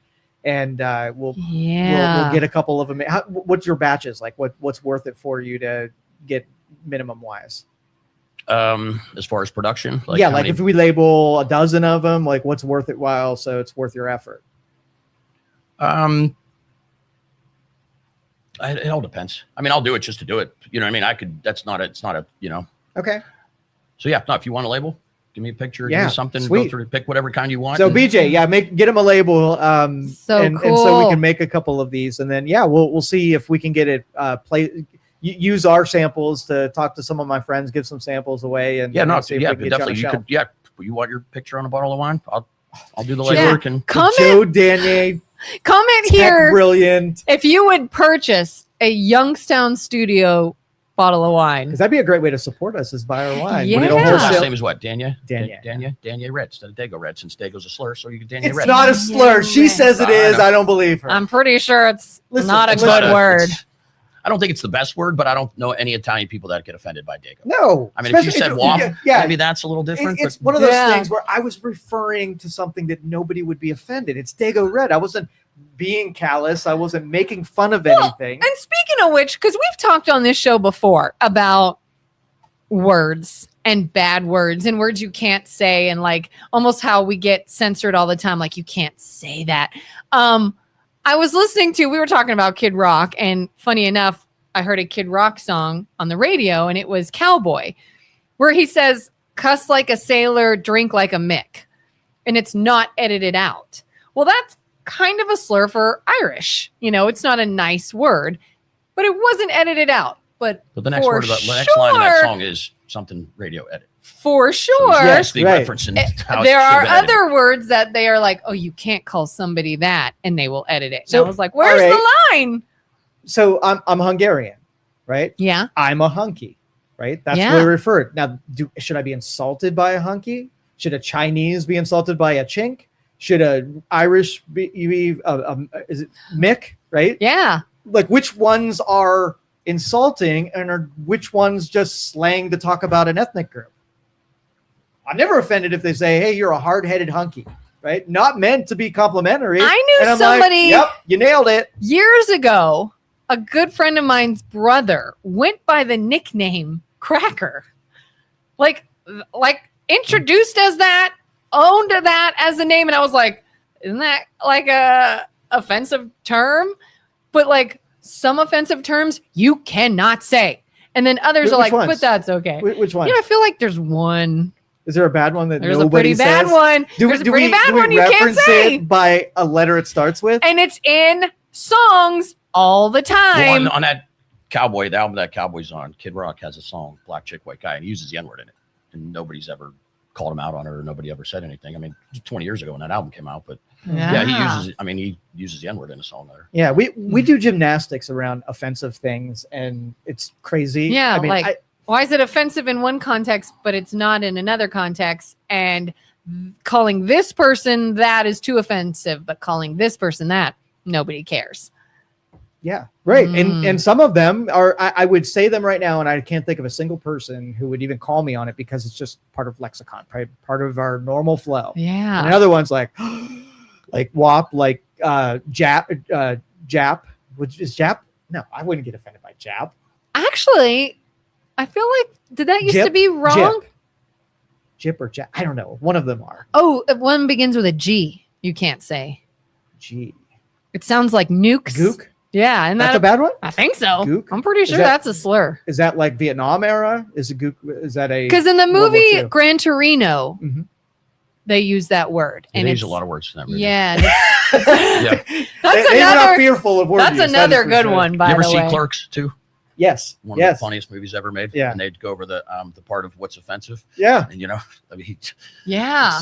that whole scene is hilarious. But Well, this segment on its own will get us canceled off of Oh, YouTube yeah. for sure. Yeah, because And we're just exploring word usage. I'm not Yeah. even referencing any kind of group. it's a lot of yeah, I don't know what Cracker I'm allowed Jack. to say. I don't know what that is. But like when he's got on his back, it's like, oh no, I'm bringing it back.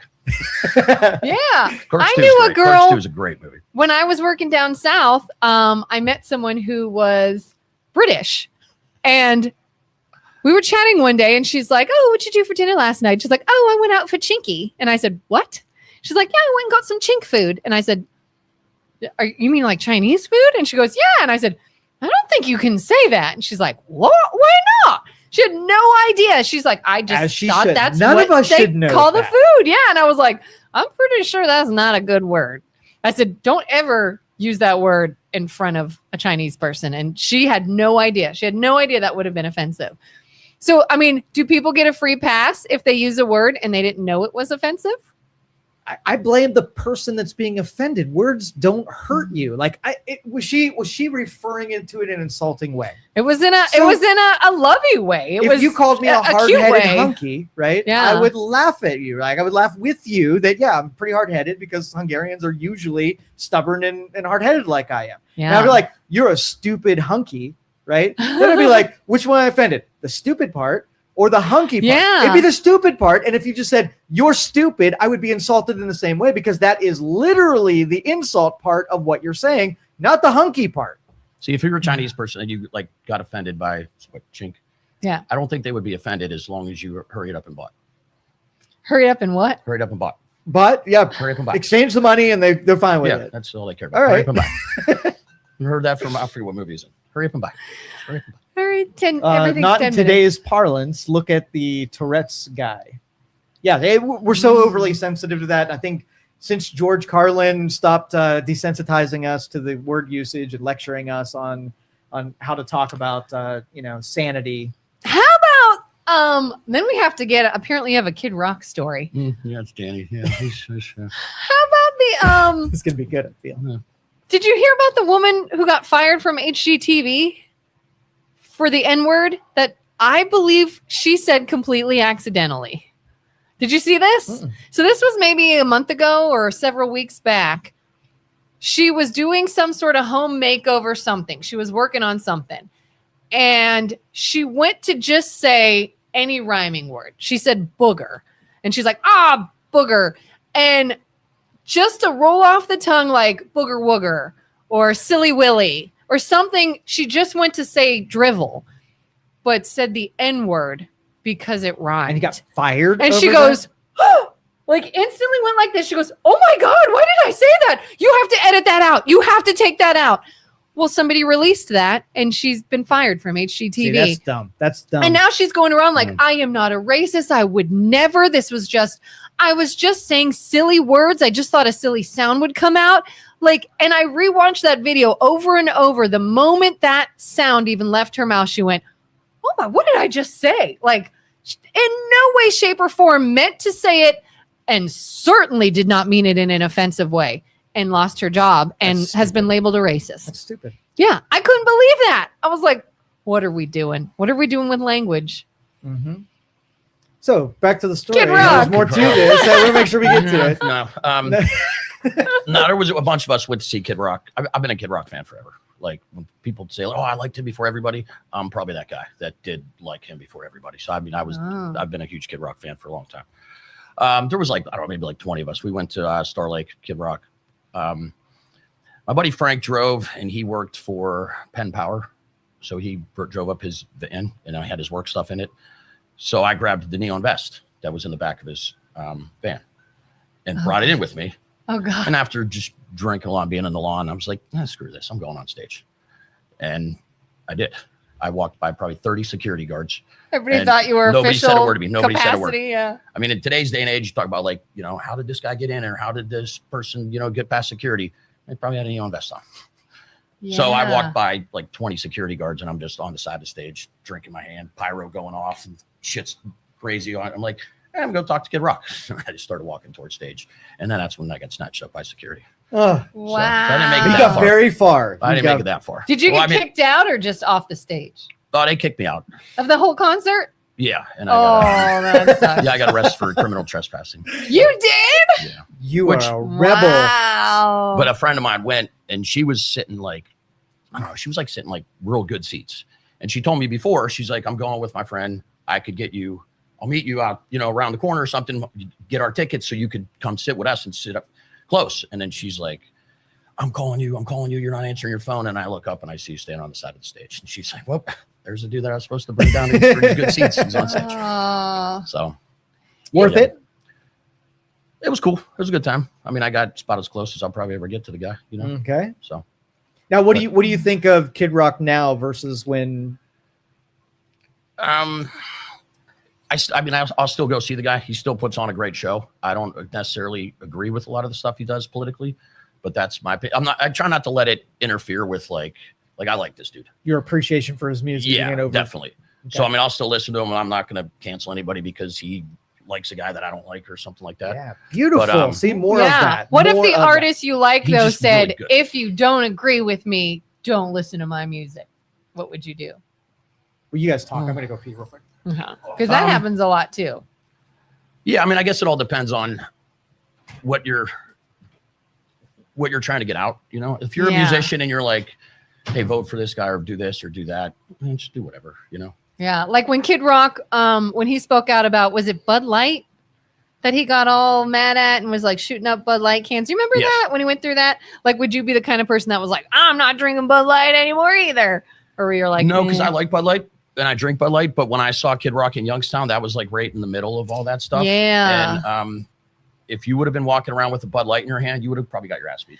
Do you know, people are like, oh, cancel culture. We nothing offends us. Like, yeah, dude drinking a Bud Light, you were going to beat him up. I didn't want to go see Kid Rock because I'm like older millennial, Kid Rock era. I was too afraid, because like you said, he came here just sort of right in the height of all that political fighting. And I said, I can't bring myself to go to a show that I think there's going to be too much drama around. Like Aaron Lewis, same thing. Aaron Lewis gets pretty outspoken politically. And I'm just like, I just don't feel safe in a big crowd at a show that I know someone might come there just really, really disagreeing with them. Yeah. I would be scared. When you have people that are like, keep politics out of sports or keep politics out of music, and then Kid Rock, for example, you have 10,000 people chanting "fuck Joe Biden" and it's all political on the screen, everything like that. It's Yeah. like, why is that acceptable, but somebody else isn't allowed to, Yeah. say whatever? I don't know.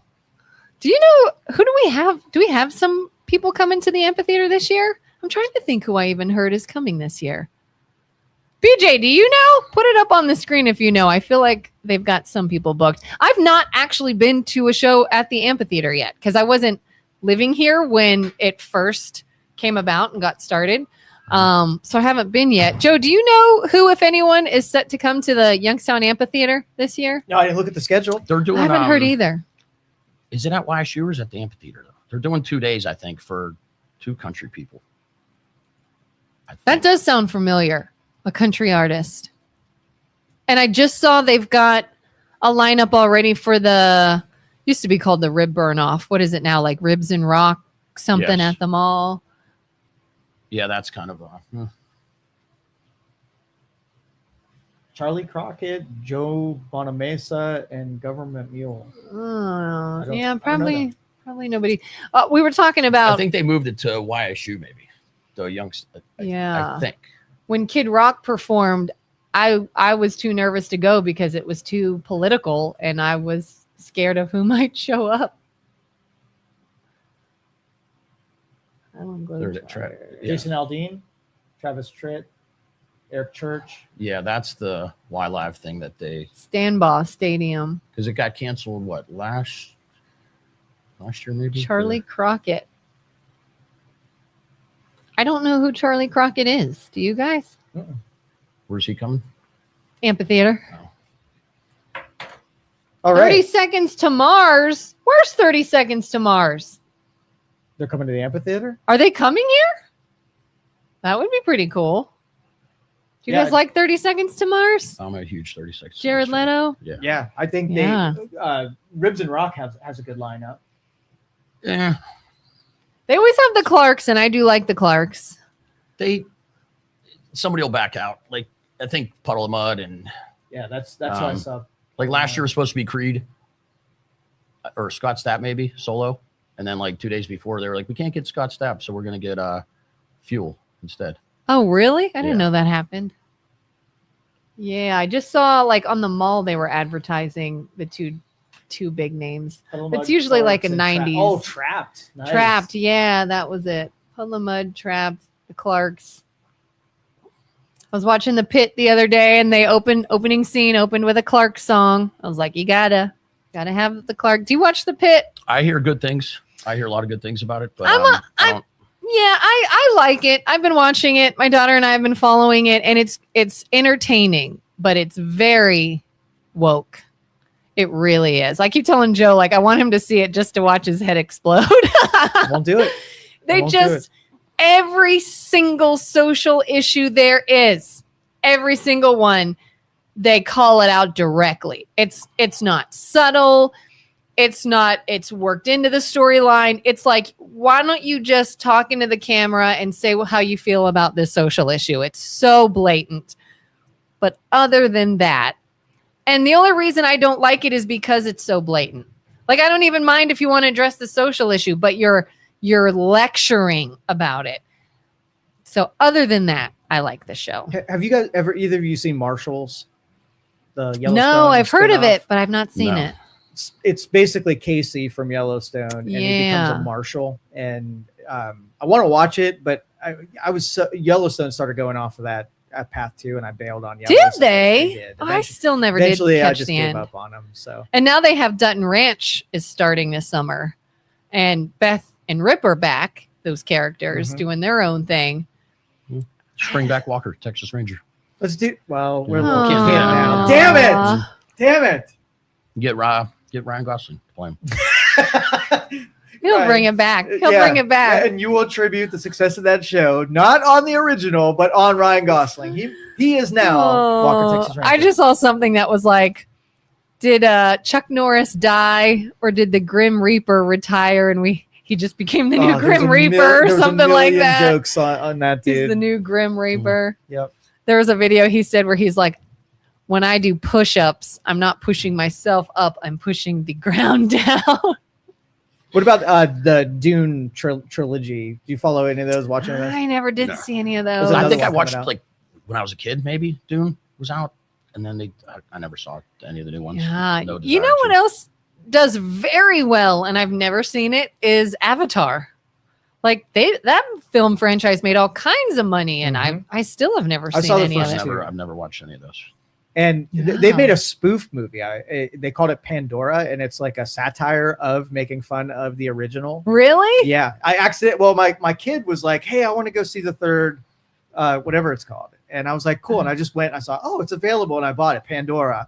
It was not the original. It was the spoof. Not what this Scary is. movie. What is it? 7 coming out now too? I'm looking Yeah. forward to that shit. Those There's- were done pretty well. It looks Really so for what good. they always did a good job. Yeah. Yeah, I love like they I mean they are outright saying we are coming after everyone in this. We are making fun of everybody. There's already some people speaking out saying that they think it's offensive based off the trailer, and they're like, "Good. I hope it is." They're like, "Go cry about the it. We list, I don't think, care." was 19 spoofed movies in it. Was the count? Wow. Oh yeah, they're making fun of like woke culture. They're making fun of Scream, everything. Get Out, Megan, Terrifier 3, Sinners, Long Legs, The Smile. Substance, Smile, Halloween, Weapons. Heretic. I just watched that. You ever see that one? Mm-mm. I think is it Heretic. What's his name is in that movie? The British actor from Notting Hill, Hugh Grant. It's all based on like religion, and they have to like, I don't know, they're like locked in this guy's house and he's testing them, and Yeah, but was all right. Cindy's back for the Scream 7, but yeah. she's kind of aged, and when you watch it now, she's not the cute little blonde that's in Terror. Now it's just this old woman, and I don't know how they're gonna pull that off. Just not the same appeal that it once had. It's crazy. Anna Faris. Yeah. This is why they're all injecting things into their faces and getting facelifts. I just don't know if she can pull off the character anymore. She's kind of different. She's aged. She's older now. She looks different. It's so funny. She goes to hug her friend who's black, and she's like, "I'd give you a hug, but I'm a Republican now, and I think that means I have to be racist." And I'm like, I can't wait. I can't wait. Man, we talked about movies. Money, and that's Yeah. the thing.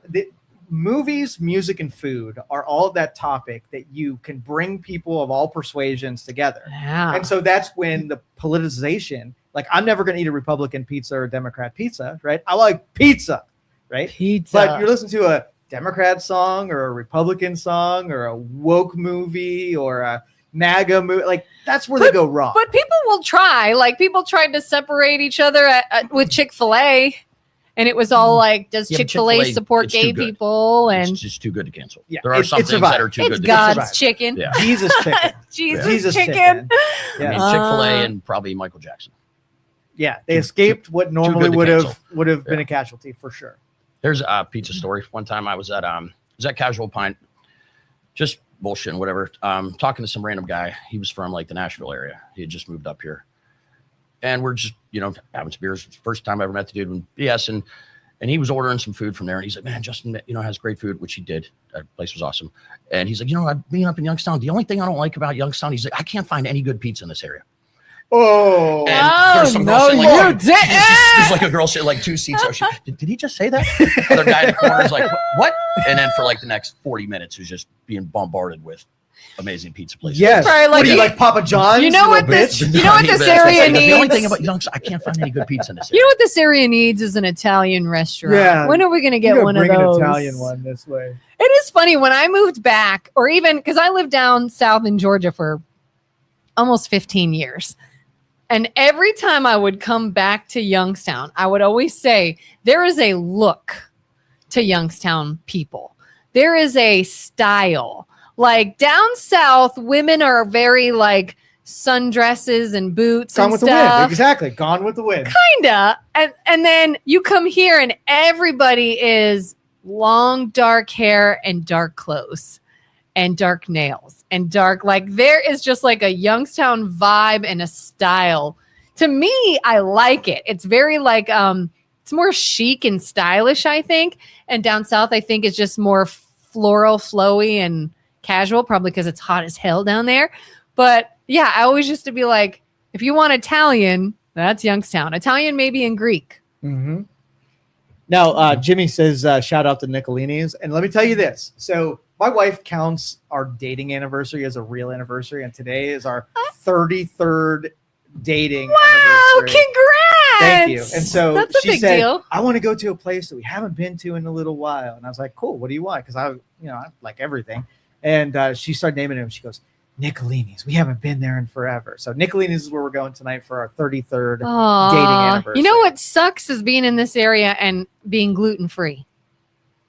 It's sad. We'll just solve that issue. Yeah, just fix it. Just don't be gluten free. Yeah, it's just that come simple, on, right? what the hell? I could just fall off the wagon and oh my God, eat all the good stuff. It would be so good. But some places do, like Aquapazzo has gluten-free pasta, and I think Blue Wolf does, but Aquapazzo's is not bad. But I've never been to Aquapazzo. The 2 times that I tried, they said you had to have a reservation, and I don't. You've work never like that. been to No. Aquapazzo? I don't work It's like good. that. It's good. It's I don't know if I've had to do a reservation sometimes because they're busy, but usually you can like find a seat at the bar or something. You could just go eat. I like VIP treatment. When I walk through the door, I really want the red carpet treatment. You know And how you when I get walk in, that? how's that? With a reservation. Yeah, I bet you it would. I bet you that would work, but I don't play that game, so we got an impasse. Oh, here. it's If they want my business, I good. walk in, and the waitress or the hostess says, "That's Show Danyi," right? And then the whole dominoes start falling around, and I get a velvet rope VIP reserves table. Is That's what I want. that more important than the food? What if the food's not great? Dude, you could give me saltine crackers, and if you give me the velvet So rope you make me treatment, feel good. that's the best restaurant See, in the valley. that's why like I appreciate when people offer gluten-free stuff. That's good because I'm like, you really cared. You cared Right. about this problem and the people you're serving. And if you offer it really good, like Rise Pies had a delicious gluten-free pizza and they closed. Dude, and I was so sad. Mhm. And supposedly they're going to open again somewhere else. I don't know where and I don't know when. But yeah, like They'll open on Market Street as Taco Bell. Rice Pies is gone. Sorry. You offended the pizza man again. Yeah, So no, things. they're not. I don't think they're coming back. All right, so I we're love about to that. wrap up. Mike, why don't you, and thank you for joining us today. I think you did thanks for really having well us. at joining our conversations. You fought just enough. You shared a lot of insights. Appreciate it. Why don't you tell everybody where to find your stuff if they want to purchase from you, how to get a hold of you and whatnot. You could go to mrnovemberwine.com. There's contact information on there. Facebook, which I don't update regularly. I have a Facebook page, little QR code thing. we should have asked why November. I don't even know if we have time now, unless it's a super quick story. There's a song called Mr. November. It's probably my favorite song. So when I started making wine, I wanted a label because I could start giving it away or sell it or whatever. And it's like, what do you want to call it? And my buddy made me, my birthday's in November. So I was like, I'm going to call it Mr. November Wine. And then he created the logo and I was like, that's it. I love it. So Very it's cool. been Mr. November ever since. Very good. cool. You can get IGA and Struthers, British drive-through, Eagle Grill and Tavern, Bogies, Twisted Roots downtown carries it. It's hard to get in places downtown. You know, they don't call you back. I'm going to tap some shoulders here. So I will well, tap anything. And like I can make product for anybody. I'm a wine manufacturer. I'm not a winery. So you're not competing with like, you know, I think a lot of places would be like, I don't want to carry a competing wine because what if they like it and you go to that winery instead? Yeah. I just manufacture wine. So I could label, I could do anything with wine. If you like sweet, I could add sweeteners. If you like dry, I could make it dry. So whatever you like. I like it all. No gluten. I don't have gluten. See, selling point with some extra TLC in it. At least 6 grams of TLC. TLC. TLC. In every Yeah, bottle. Every bottle. Yep. All right. Well, thanks, Mike. I appreciate Thanks it. for having me. Absolutely. If once a week, we at least once a week, we're going to bring in somebody from the community, either in business or in with charities or organizations. So if you think you can sit down in the hot seat like Mike did today and join Kelin and I to talk about our regular stuff, get in contact with Youngstown Studio. Anyway, we'll catch you next time. Thank you for listening to this show on Youngstown Studio. This is original Youngstown content. Feel free to share our videos and tell your friends about us. Don't forget to subscribe to our YouTube channel and follow us on Facebook.